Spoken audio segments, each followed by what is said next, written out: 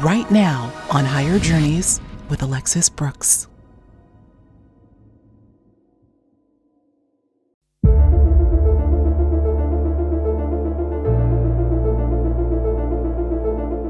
The idea that UFOs exist, are real, and possibly have non-human origins is now, it appears, gaining steam in the officialdom of our mainstream media. Though many who have invested themselves in the history, research, and persistent anecdotes that are ubiquitous in the literature up to present day don't find this particularly breaking news. What if the real story had to do with the fact that these so-called UFOs are not what they appear to be? What if some of these objects are sentient, conscious entities in and of themselves? One individual who says he's had physical contact encounters for years and have actually been on the craft multiple times says there are UFOs that are in fact organic. Barry Littleton joins me to discuss the reality of sentient UFOs and explain that if we could even begin to understand how these craft truly operate inside and out, we would have to immediately redefine all method of how reality works, and quick. So buckle up, we're about to get an experiencer's view of what UFOs really are.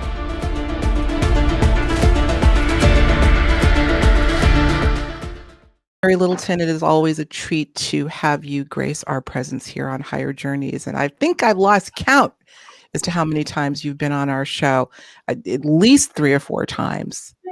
But either way, it's always a pleasure to have you, particularly now in the midst of all that's going on with this thing we call the UFO or UAP phenomenon. We're going to talk about that. But before we do, let me formally welcome you back to Higher Journeys. How are you? Thank you, Alexis. It's good to see you again, and thank you for having me on. I'm really astounded to be back, and amazed and appreciative. So thank you very much. The pleasure is mine and ours, and I know our journeyers love you. You always have so many dimensions to add to this very enigmatic phenomenon we call the ET contact and UFO phenomenon. I thought it would be timely to have you on to talk about a bit. We're going to get really, really organic. That's going to be a little bit of a hint as to where we're going. Conversation about the reality of certain craft, UFOs and UAPs. But I thought it would be timely, Barry, because we're right on the heels of what is being considered a landmark report. Landmark in that you typically do not see such things on shows like 60 Minutes, in which they are starting to talk a little bit more in the mainstream with a little bit less of the chuckle factor about this landmark report, unclassified report that U.S. Intelligence Committee within Congress is mandating be delivered to them in June about what our government in particular knows about the reality of UFOs and UAPs. I want to quote Bill Whitaker, who did the story. By the time y'all see this, it will have been a couple of days. It aired this past Sunday, where he's interviewing Luis Elizondo, and I'm sure many of you know that name, who's been quite vocal with his admission on what he knows about this phenomenon, where Bill Whitaker says, you know how this sounds? It sounds nutty. It sounds wacky. And Luis Elizondo basically says, well, it's real. At least whatever it is we're monitoring and have monitored, it's a real phenomenon. We just don't know what it is. Okay, fine. But I had to take that quote, Barry, and juxtapose that with what you're about to share with our audience in terms of, if you think just the reality of UFOs and UAPs sounds nutty and wacky, listen to this. Barry, take it away. What are we going to be talking about today? Sentient Spacecraft, sentient vehicles of extraterrestrial, interdimensional, multi-universe type of nature. That's what we're going to talk about. And it's something that, I don't know, for whatever reason, at period of time we're at right now, people really want to talk about this, and it's coming forward a lot.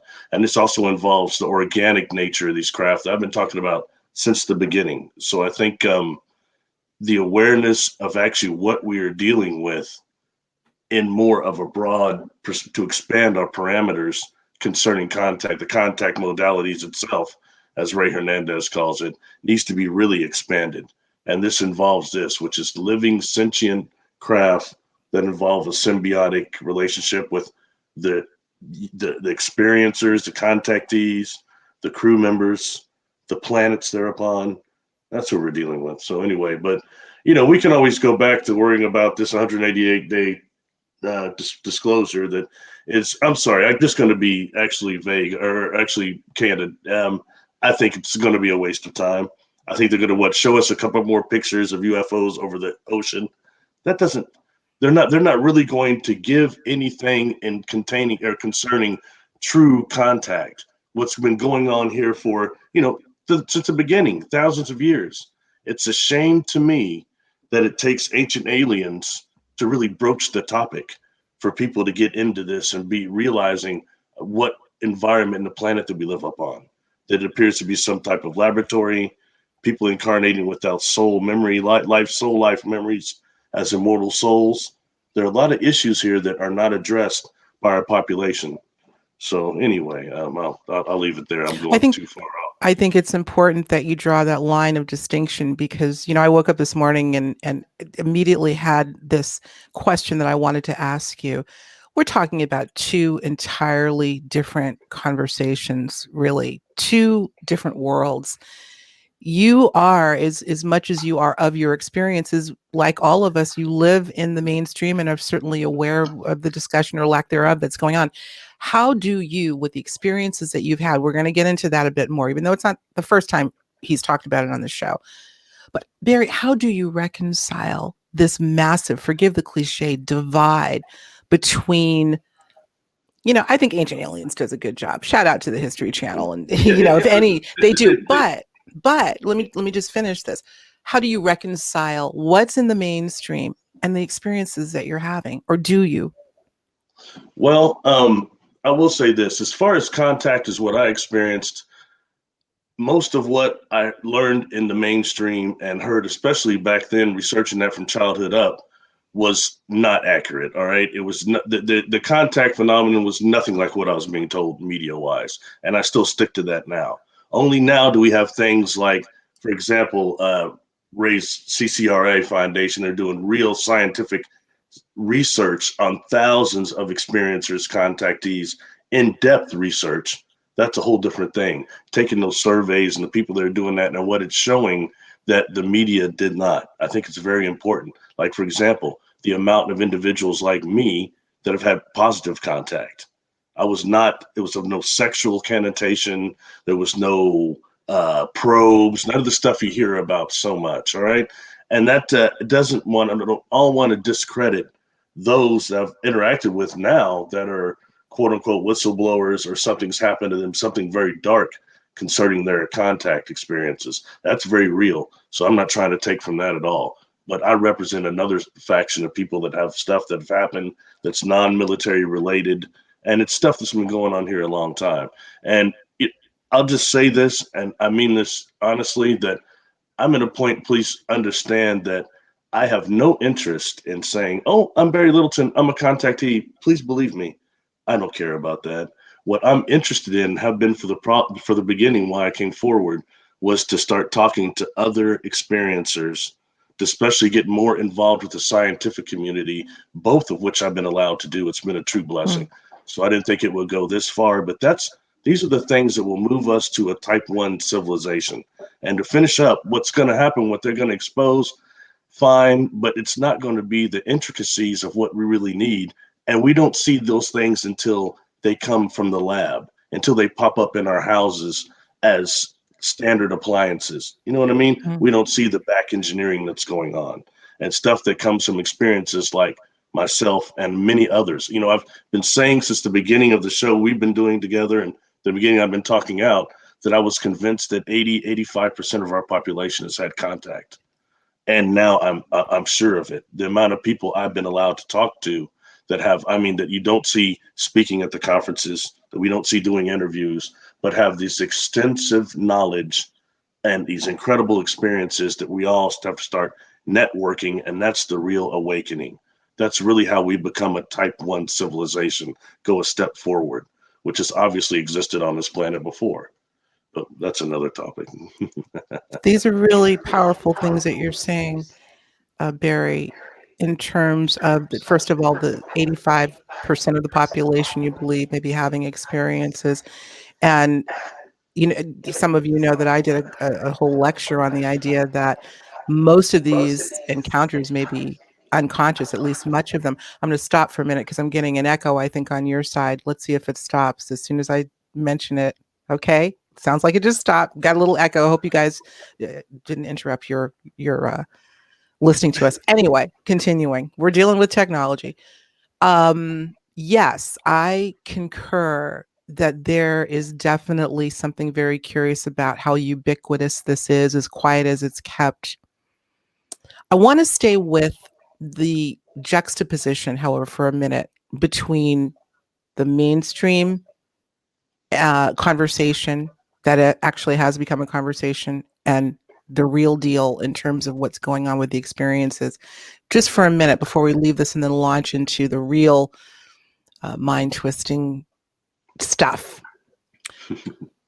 It's very interesting the way, and you can almost predict the way this is being positioned in mainstream in terms of really just sort of giving the public a taste of the fact that this is being taken seriously. This idea of UFOs and UAPs, not one bit has been mentioned about the quote unquote occupants.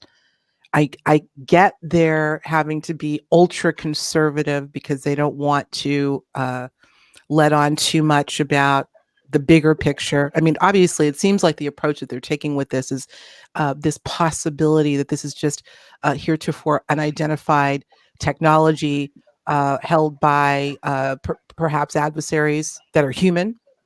That is sort of the inference in how they're positioning this. I think they probably have to. But Barry, how much do you think they really know about, and I know this is this question's been asked many times, about beyond the fact that there's stuff that's defying all of our physics and all of our technology. Okay, we know that. Beyond that, how much do you think some of our official sources know about maybe what you're talking about? Oh, extensively, extensively. Even in the time, probably since you and I have been conversing, I've mentioned that there is a fungal component to these craft, and that we can correlate that with actually mushroom themselves and mycelium and things like that. And now, since then, they've announced that they're trying to build structures on Mars and the moon that will be made of mycelium and a type of a fungus or mushroom. And for years now, they've been using that type of a compound to fix infrastructure of like bridges and roads in cities. So this is something that I found out in childhood when I touched one of these things inside. So it's things like this that I think have to be factored in, that they know.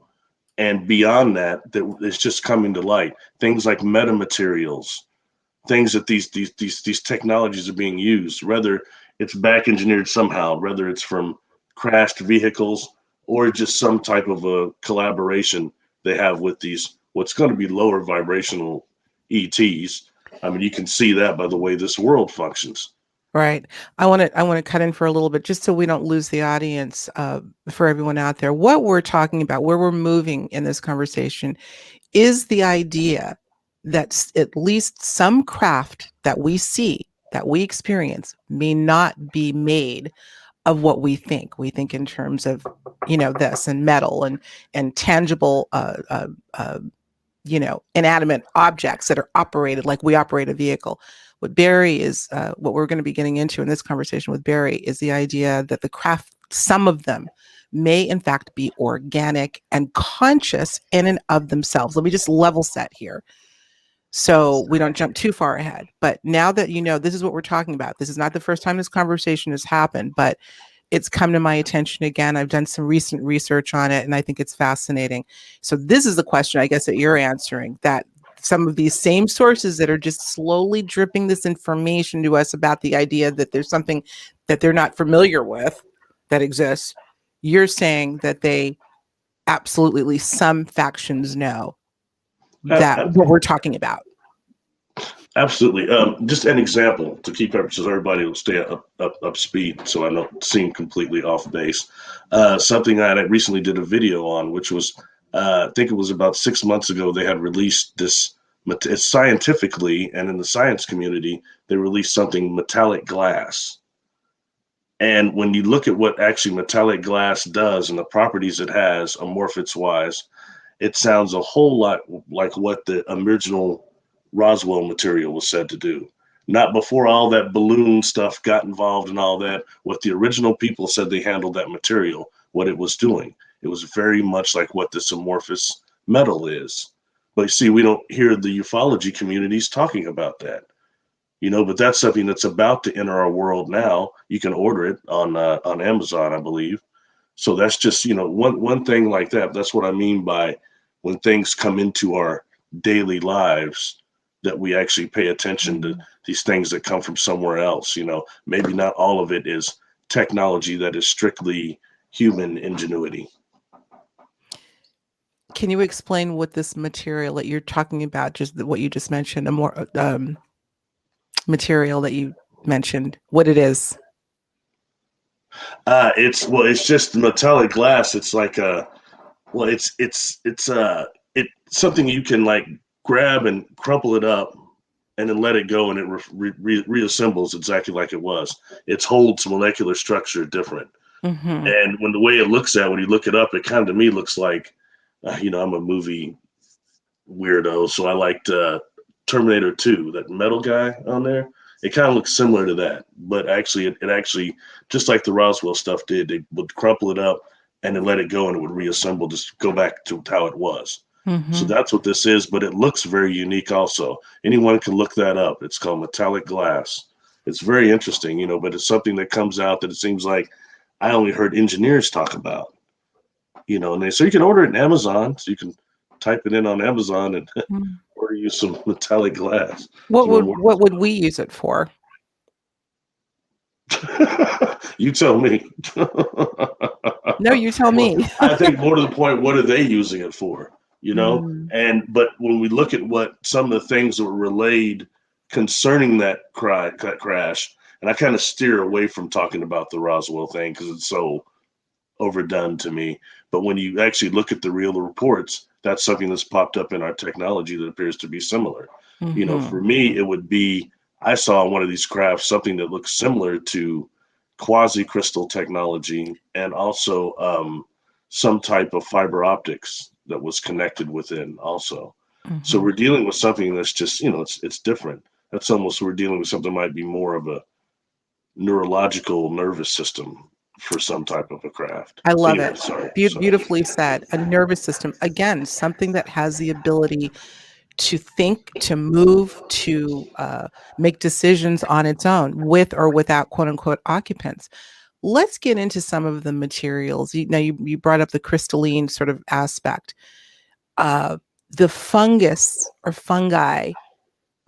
When we talked about this offline a week or so ago, you brought something to my attention that I never really thought about. And that is how, when you think of fungus like a mushroom, and the possibility that that organism may be used, the technology that even lives within the fungi that we see growing on trees and in the grass, may be used to power some of these craft.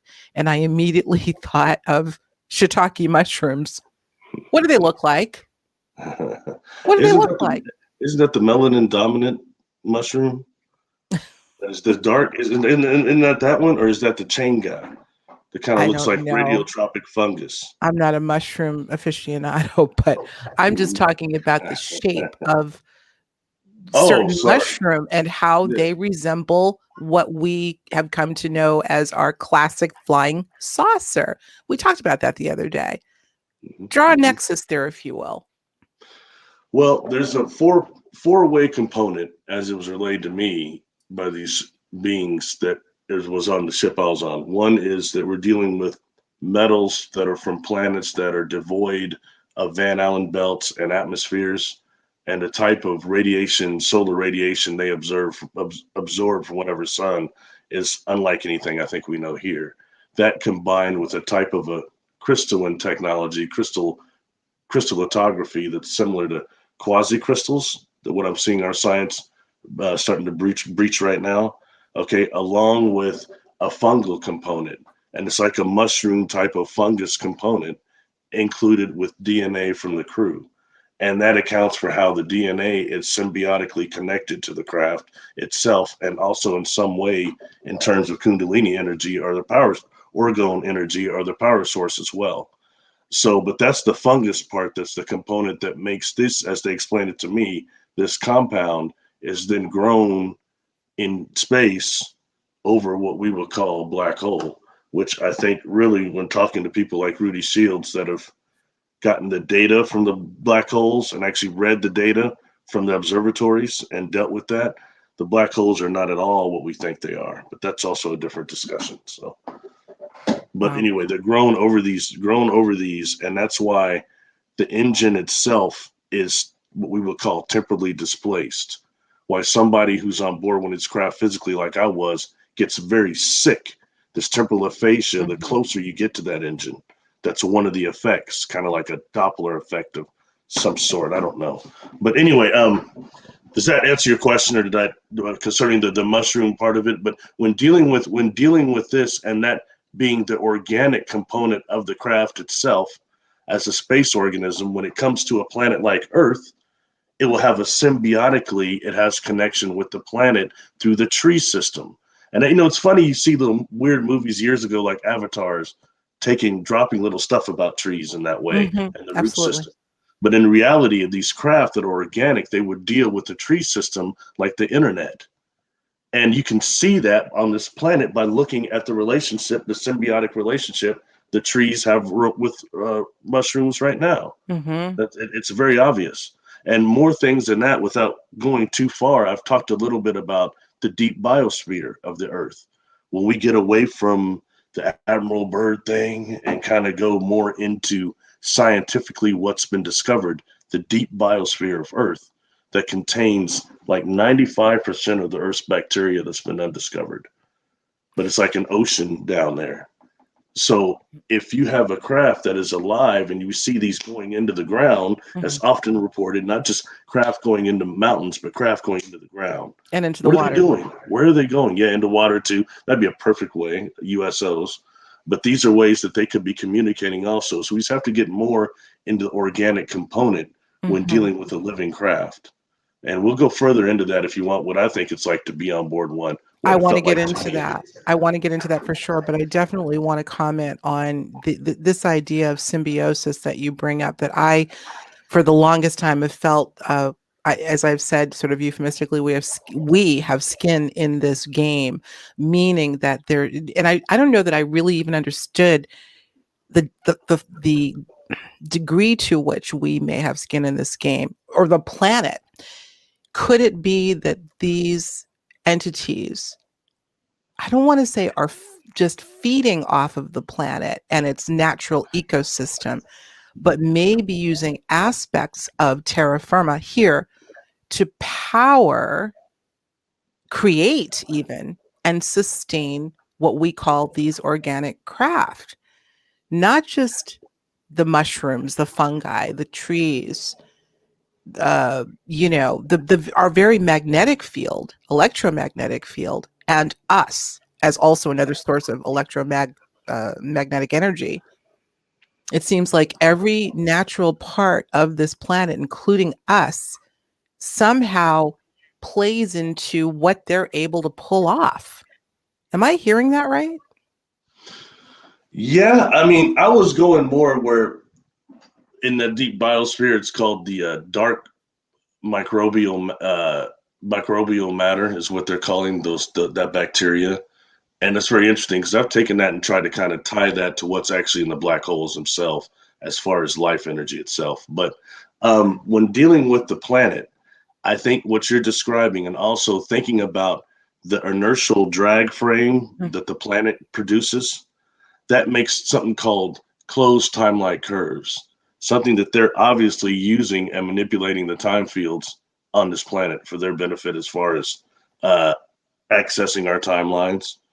And there's a lot of talk about that right now, being the Mandela Effect, which would really technically be a time shift is what people are feeling. And there's some part of the universe that is editing timelines, editing the timeline, and where do the different timelines actually flow from, like a core matrix, a core part. Where does it come from? And when we start feeling these time shifts and this deja vu type of feeling, notice how these time edits would, was you and I had talked about, they kind of coincide with solar activity, extreme solar activity. Of which People we've start, had people, lately. yeah, people start hearing buzzing, start getting deja vu. Some of us are aware of these small time markers that indicate edits in our timelines. Something's going on. If you really look at the You're taking this to a research and whole science. nother level, dude. You're taking this to a whole nother level. And I always say at the beginning, let the conversation go where it needs to go. We started talking about sentient UFOs and it's connected. Now we're talking about the editing of the day-to-day reality that we are living. I'm going to stop again because I keep hearing my voice and coming through your speakers. I tell you what, folks, we're going to take a quick break because I need Barry to go run and get some headphones because I keep getting feedback here. So let's take a quick break. And on the other side of this, we're going to go deeper into this Mandela Effect, time shift, timeline edit thing. Be right back. When you start to ask the question, it unfolds the fabric of space itself, how it's made. What is it made of?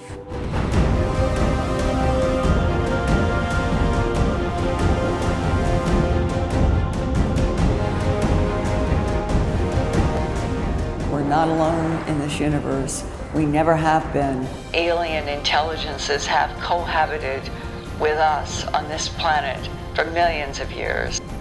We inherited the obsession from the Anunnaki. Anyone that still thinks that we're the ones that are obsessed with gold does not know enough about the true history of our species, how we came to be here, and the conditions that brought us here. We are not unique in this universe. Extraterrestrials do exist. We are, so to say, the copies of them.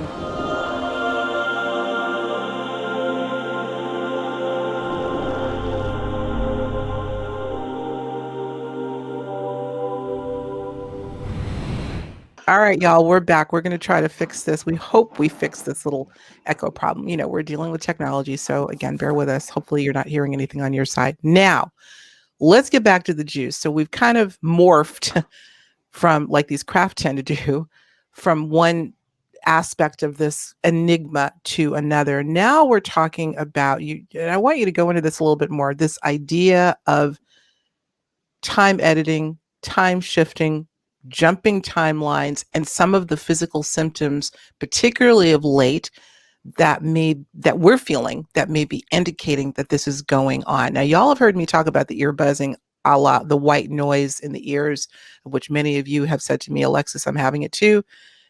Are you intimating, Barry, that these are all connected, including this sort of erratic sun activity that's been going on lately, and how this all folds together?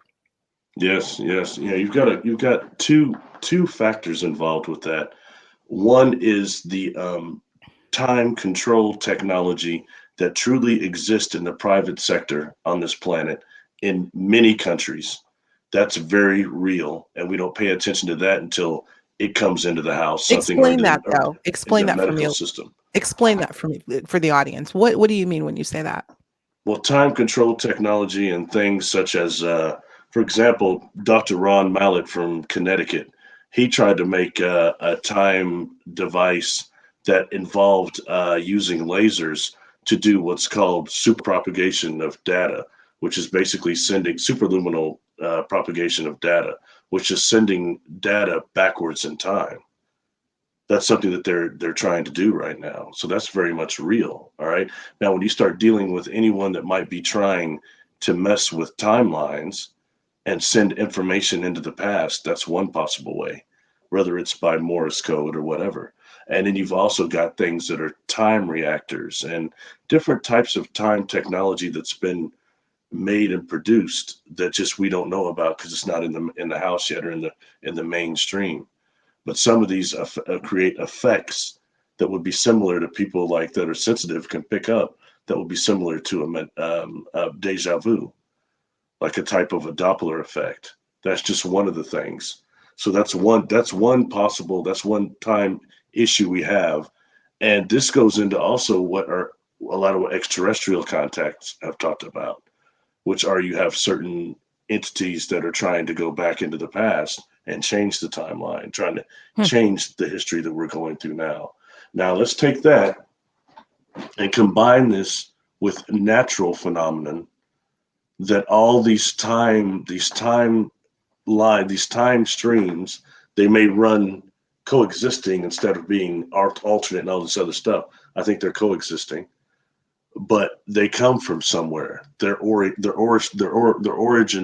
in the universe. Where does the time come from? And there's something in there that is also doing these time edits. Like perhaps they'll say like that woman Star Torres says. I kind of agree with her. She talked about that she thought there was a nuclear war that happened here, and that there's a time edit that keeps going back again and again. And that'd be a time edit, like a reset. Now that makes me curious. And I say why? Because my personal experiences, as many experiences I'm sure have, asked these beings telepathically what's going to happen in the future. And they never would tell me anything, never give me any visions, but they would show me the past and say what's not going to happen again to this planet. So the bad things have happened here. All right. So is there some type of a reset, and certain things happen and it keeps bringing us back to the threat of one of these maniacs creating a nuclear war here? That's coming up again and again. So is that a time edit? And those of us that are sensitive enough to check the time markers, things that they're calling the Mandela Effect right now, and these feelings, or like you and I talked about, like you might drive by a crib you've been driving by for years, and then all of a sudden it's just a different color. You're like, man, how'd they change that overnight? And these little weird things that you'll pick up. It's more than just, I think celebrities is too frequently emphasized, because you have ones like Mandela Effect, or the guy that sung for that group Journey. When I was a kid, I remember hearing he had died. And then that guy's not dead. And these things, or the guy that was on Barney Miller, Abe Vigoda. I was heard he was dead like 2-3 times. That kid just died a few years ago. Larry Hagman is another one. Oh, there's so many. And not just the celebrities. I was just talking to someone the other day. And of course, Cynthia Sue Larson is all over the idea of Mandela Effect from a quantum perspective. But things like what is in your side view mirror? What's the writing that's in your side view mirror on the car? What does it say? Objects. You mean the rear view mirror, or the side view mirror when you're sitting in the passenger seat? Objects may be closer than they appear. Well, apparently it never said may. Objects are closer than they appear to be. Things like that. Editing words in the Bible. The what lays down with the lamb. The what lays down with the lamb. Go ahead. Well, I'm asking you. What do we typically hear? The lion lays down with the lamb, and apparently it's never. Okay, I got you on that one. You got me on that one. Apparently, it's never been the lion lays down with the lamb, but the wolf lays down with the lamb. The bottom line is there are way too many of these to ignore and basically attribute to false memory. We've got something else going on. So what you're saying is that these could be those points of demarcation where the timelines are literally being edited and changed. Yeah, and when that happens, it seems to go in conjunction with solar activity, extreme solar activity. And when people start hearing this buzzing more, feeling deja vu more, it happens more during the solar cycles. The solar activity, just noteworthy. Like even things like 9/11, that happened on a solar cycle, I do believe. There was high solar activity at that time. Lynn McTaggart has done some extraordinary work on the effects of geomagnetic storms in terms of psychic ability and really kicking our psychic capacity into gear versus, I think it was psychic.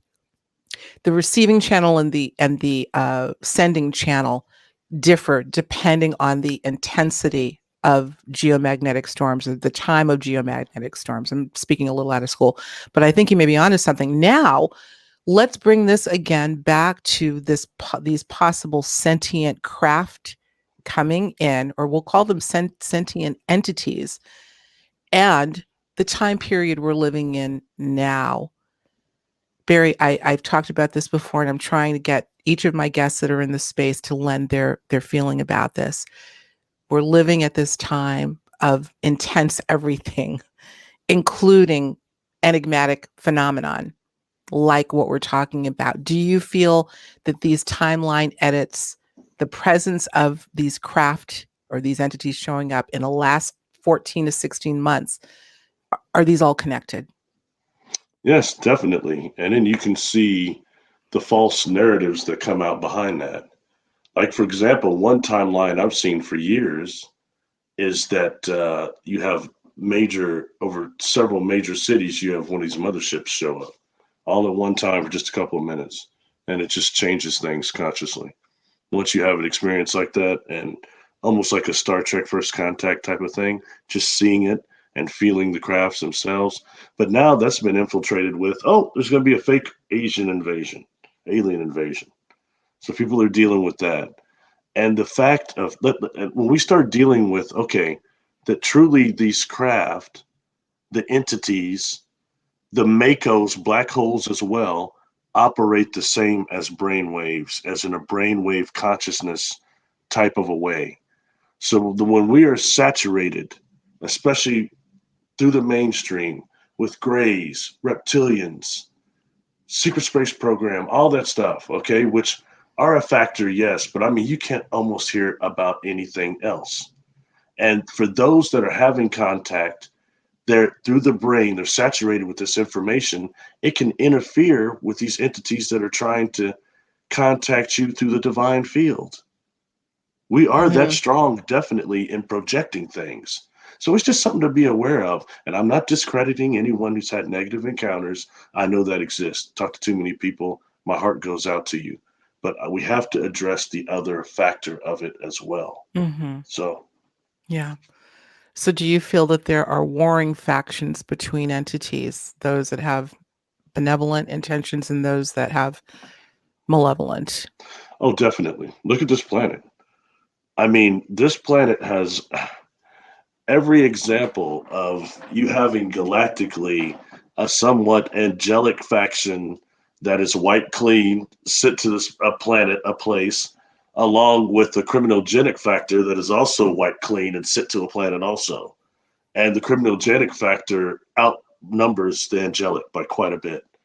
But the angelic, those of light, is just enough to keep the place going, to keep it from being totally destroyed, to stop from humanity as totally forfeiting its custodianship of planet Earth, which I think is what is almost about to happen. And trust me, there are a whole bunch of other factions that'd be more than willing to come in here and be the custodians of this place. I'm just trying to keep it real. All right. This is a place where, half the time, let's be really real. And my work has shown this a lot, especially in hypnosis, is how many souls don't cross over here when their physical body perishes. They keep moving around. They're trapped here in darkness, trying to jump on other people that they can perceive, merge with them through negative energy, through negative behavior patterns. This is real. And that's something that, I hear so many people talking about, oh, entities and reptilians around people. And okay, maybe, but they're not talking about the earthbound souls like you and I that don't cross over. There's a real problem with that here. I would dare tell you that the earthbound spirit population here is nearly as numerous as the living. And I'll shut up because we're talking about Earthcraft. No, we're talking about organic craft, and this is going somewhere else, and I feel like it's my fault. So I know it's not your fault. I think all of these things are connected, and as you bring in all of these elements of the largely unknown, going all the way back to the beginning of the conversation that you won't hear on 60 Minutes, likely.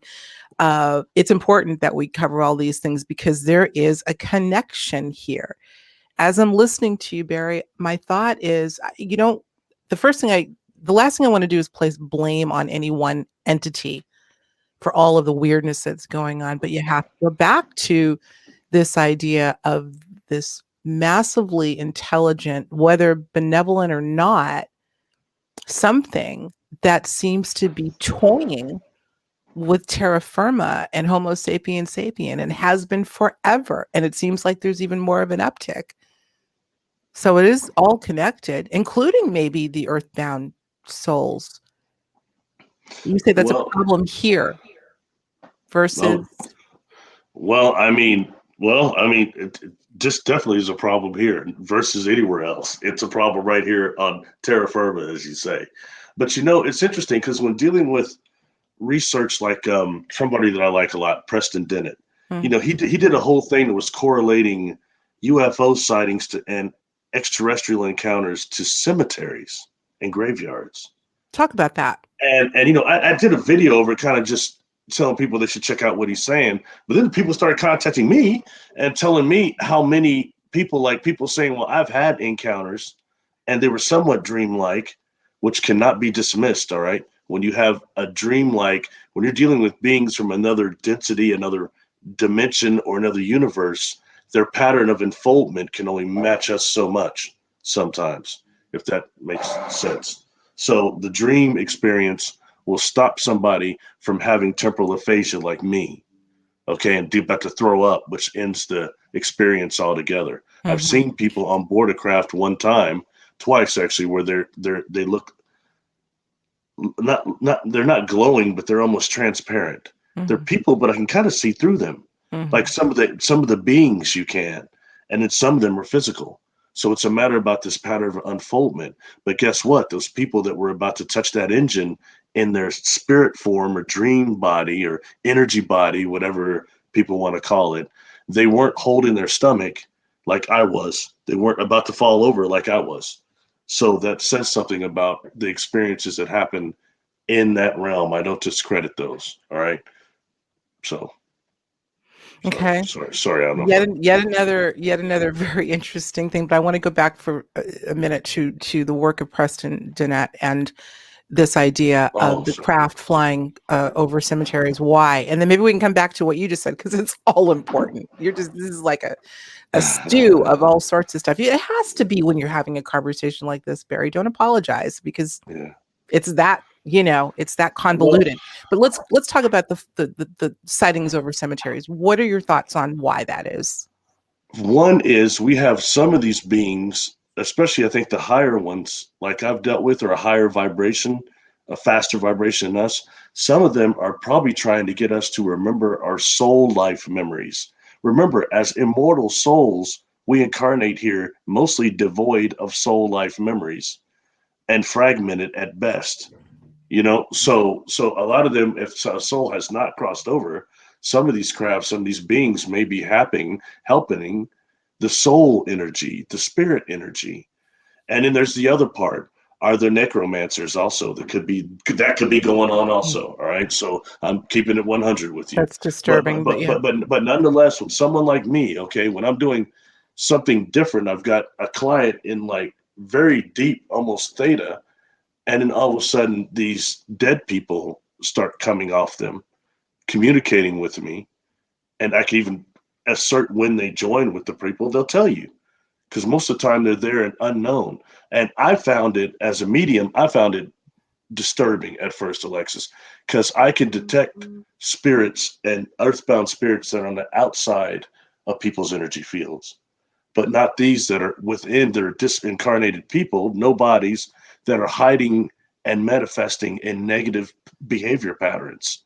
It's almost like a cognitive behavioral therapy thing. You see it on these spirits that don't cross over. It's intense. So how much of these UFOs over cemeteries, talked about Preston Dennett, ties into that as much as the dark nature of it, that it could be necromancers that are gathering DNA in order to make clone bodies, because we're dealing with negative entities that are thought forms that can only walk around with us if they have some type of a casing physical body for their consciousness. Now that's thought forms. Yeah. The first term that came to me is simply soul harvesting. I mean, we have these labels that don't even begin to describe what actually may be going on. But you have to look at both, living in a world of polarity, the spectrum of entities that are out there with all sorts of intentions, including neutrality, that which may not be considered bad or good. It just what it is, as they say. But yeah, wow. Yeah, I think it's probably both. It's probably not the separate things we wish it were, because we're It's dealing with both. so many different factions. We deal with something like, how many galaxies there are in the universe. It's trillions, and Mm. and what's coming here on the dimensional level, the universal level, it's like all bets are off. There's all sorts of stuff going on here, and this is every example of being a laboratory here. These Yeah. weird cryptids that come out of nowhere that people see all the time, and they just kind of disappear into folklore and into mythology, but yet they're seen numerous at one point. What is that? That's like some species that's been bred and then taken away. It's very odd here. So sorry, we're back to organic craft. Let's get back to organic craft, because we're going to wind down and then move on over to the after show, where we're going to be talking a little bit more about the not just your mediumistic aspects, but we're going to talk about the pineal gland and what you've learned and what you can share with our audience about how to, use that innate faculty that's been shut off for so long, dormant for so long. We need it now more than ever with all the shenanigans going on, right? So we're going to do that, just so y'all know, on the after show. So please join us on the members only section. I want to say thank you, because people wouldn't know that sometimes you just call me and we talk for like an hour or so and more. And like this interview here is not cookie cutter. None of them are. And that's something I worry about, that the interviews I've done, they all seem just the same. But this is information that doesn't get addressed that needs to be. So I want to say thank you for that. Well, thank you. Thank you on behalf of the audience. I hope you're getting something out of it. And again, it's our pleasure. We're here on a joint exploration, Barry. And as much as I love my trusty notes, and I have all intention of keeping it straight and narrow, I always say, what did I say before we went on the air? Dear God, let this conversation go where it needs to go for the highest good of all involved. And when I say it, I mean it. So I certainly hope that these things, look at what we've talked about. We've gone from the mainstream reports, what that's all about, the different world in terms of the conversations that we're having in terms of craft being alive in and of themselves. We can always come back to that, to the connection between that intelligence and our own stuff, of which is large, to shifting timelines and edits and Mandela effects, but it's all connected. To craft flying over cemeteries, possibly, and why. All connected. All connected. Some of it's a little creepy, but it's what it is, right? Life can be creepy, right? But also joyous and beautiful. Let me ask you, let's get back to let's close off with where we started with the sentient craft. What percentage of the craft that you feel that people are witnessing in the skies, of which I'm hearing it's every several seconds at this point, every 8 seconds, reported that someone saw something that they can't identify broadly. What percentage do you feel of these craft may be organic and not your typical metal? If any of them are. That's a really good question. I would say maybe 50%. Really? And based, I don't know, that's roughly saying that, based on a lot of the time, some of these craft or UFOs people are seeing seem to have a biological component. Like, let's say, such as they perceive to be almost amoebas of a type like that, or like rods, which appear to me look a lot like, if you look at them actually and slow them down, and they look like flagellum. And some of these are like, I think, organisms that they call cosmic critters, energy zoa, things like that, that can also maybe be used by some civilization as craft, but also are like looking at our sky can be like, the pond scum through a microscope when you see all these different microorganisms. Mm-hmm. That's what some of these maybe we're seeing. An example I'd given you in our private conversation was the NASA tether incident. Anybody can look that up and see how there's that tether that come off the shuttle or something, but you see what look like almost organisms moving around it. And that takes us into also what's called the cosmic water ball theory of these water balls that come to Earth and merge with the amino acids to create life. That's scientist named Louis Frank talk about that quite a bit. Just food for thought, if nothing else, but it needs to lend us to the organic component and the biological component of some of these that will be seen that could be doing that, or the orbs or lights that people are seeing. I was Those gonna say, also have a living component to them as well. So, absolutely.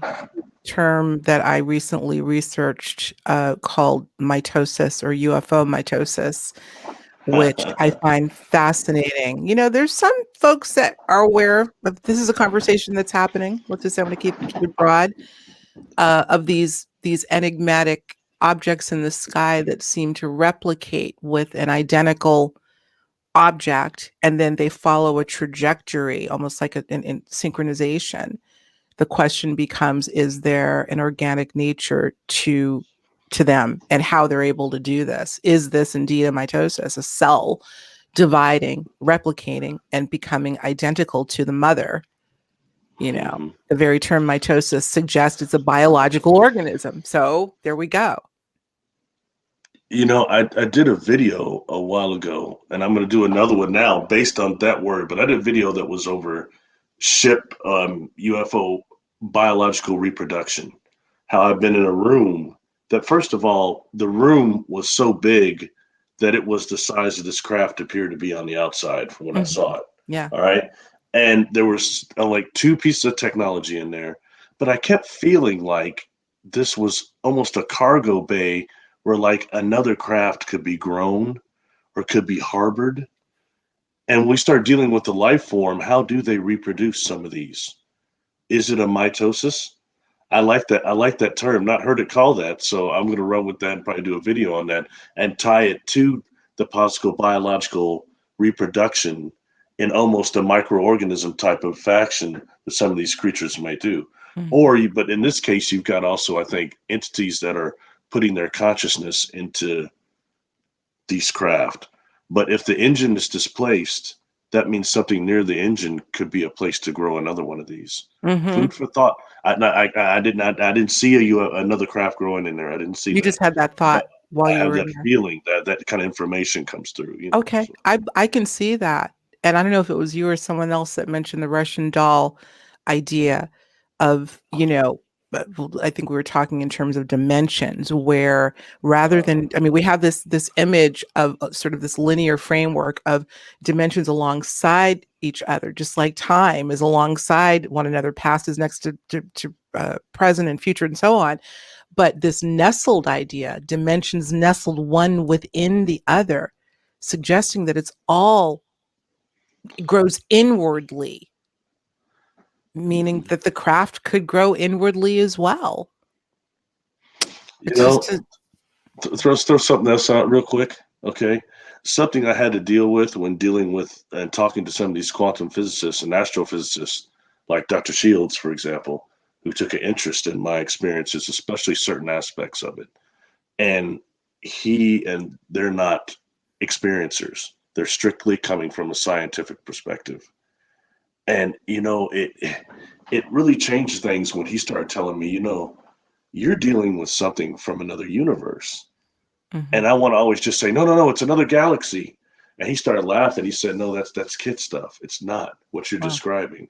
And that's when he started going on to what another universe would be described as. And that is like I would know it as right near here, even the other dimensions we have here in this universe are spherical, are based on the spin, which is going to be like the proton, the electron, all the way to our DNAs, which is spiral, to the galaxies, which are spiral, planets are spherical. This is the spin spherical universe. You're dealing with another universe, it can be based on something different, like the tetrahedron, or the hexagon, like what I've seen, or the cube, or amorphous metals. And sometimes like something like these cubes I've seen on these craft sometimes can be a way that they're using shapes to transfer life energy, God consciousness, life energy from one universe to another. And that says, like, when I saw this craft, and we talked about this on other ships. I maybe showed some pictures of it.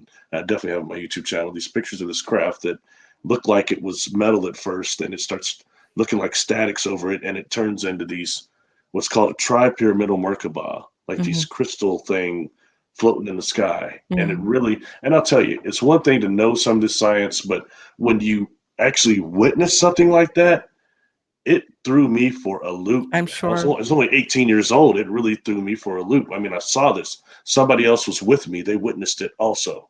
So that type of delusion is not shared, you know. Anyway, point being, this craft did that because it's going to another universal destination in another universe. And what I was seeing was the pattern of unfoldment before it reaches this destination, before it makes this frequency jump through this Mako, this black hole thing. Wow. I mean, it helps to kind of have a scientific basis to figure out why in the HE double hockey sticks I had to witness this stuff and experience it in the first place. Food for thought. If you are not familiar with the story of Jerry Wills and his excursion, I believe it's in Peru. Linda Moulton Howe has done some extensive, has talked about his story extensively. In fact, on one of my shows, Jerry Wills and his shortly after being married. I'm not going to go into the whole story, but this has to do with this idea of he literally went through a door and not only ended up in another dimension, but perhaps another universe, and the voice that explained the process for, let's just say broadly, realities nestled one within the other. It's a stunning story. And if I can find a link, well, certainly the link to the conversation I had with Linda Moulton Howe, I'll post with this interview. But listen, we got to wind down because I know my doorbell is going to ring in a minute. We don't want that on the microphone. So I'm going to say very quickly, Barry, do you have a website yet, first of all, that folks can go to? Yeah, I've always had BarryLittleton.com, Okay. and it needs to be designed more. I'm not the guy for it. I find the tediousness of it horrible, but that has the links to my other platforms on there. I do a lot of stuff on YouTube, just Barry Littleton on YouTube, and even more stuff on Patreon. I do a lot of videos and communication on Patreon. Excellent. We're going to put that there because look, you got so much to share with the world and Thank you. Bringing them up to speed. Go ahead and watch the mainstream reports. I think it's an interesting unfoldment to whatever degree, but certainly supplement, augment, or maybe let this source of information take the lead to keep you really informed, because we need all of the information we can get, as well as the experience. So I thank you for all that you do and for sharing some of your very intimate stories with the world. So God bless you and thank you for that. Thanks for Appreciate it. having me. All right. Thank you, and God bless. And as always, we appreciate you, journeyers. So come on over and join us on Patreon. We're going to continue this conversation a little bit more. But if not, we will see you here next week for another episode of Higher Journeys. Take care.